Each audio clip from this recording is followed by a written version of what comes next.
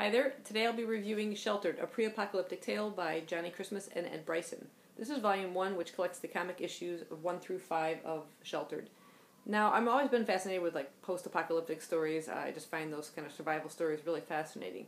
This particular graphic novel is a pre-apocalyptic tale, so this major catastrophe, or whatever's supposed to happen, has not actually happened as the story begins. What we have is a town called Safe Haven, which is sort of gathering a small community of survivalists, and they have been building bunkers underground and stockpiling them with weapons and food for a supposed catastrophe that's about to happen.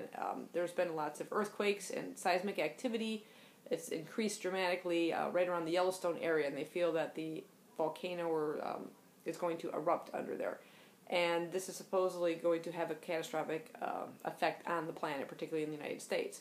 So this particular community is sort of keeping secret, so they're not, advertising where they're at. They're cutting paper trails. They're not using credit cards when they're stockpiling their supplies, so the people will get suspicious. They don't have permits to build, so the government doesn't have a record of it. They're really just survivalists that are, trying to keep a low profile. And the story follows two young girls, actually one major young girl. Her name is Vic. I think it's short for Victoria or Vicky. And her father's, training her and teaching her all the things that she needs to know in the event that this catastrophe takes place. The whole thing that they're preparing for, though, isn't apparently the thing that they need to fear the most. And as it says on the back, they could never expect that the one threat is their own children.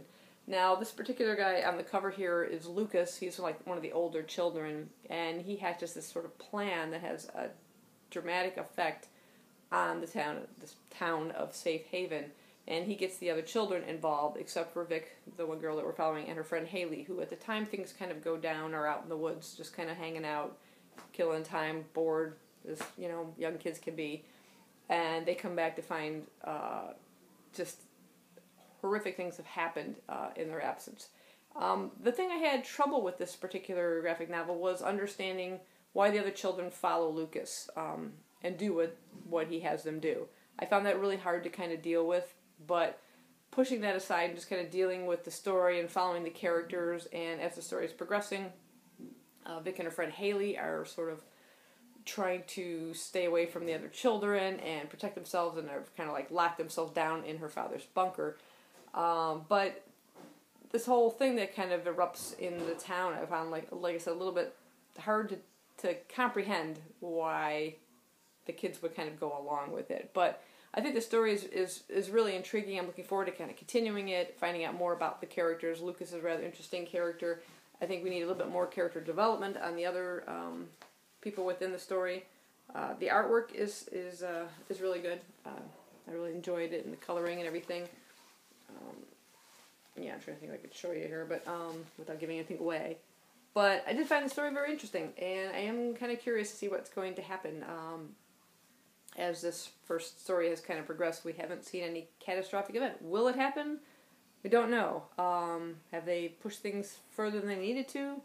Don't know yet, but I am curious. And overall, I gave this one 3 stars. Like I said, just because that whole situation that takes place in here, I didn't understand that with the kids, but because of that, I kind of knocked it down. But I'm curious to see where it goes, and maybe my next rating for the next volume will go up. We'll see, but I have to order it, and I'll let you know on that one. But this is a book I have chosen for the underhyped readathon, and this was published in December of 2013, and currently it only has 217 ratings, surprisingly. I think it's overall a really good graphic novel. Like I said, I love the illustrations, and the overall storyline is intriguing, so I would recommend picking it up. So that's all I have for you today. Thanks for watching. Bye-bye.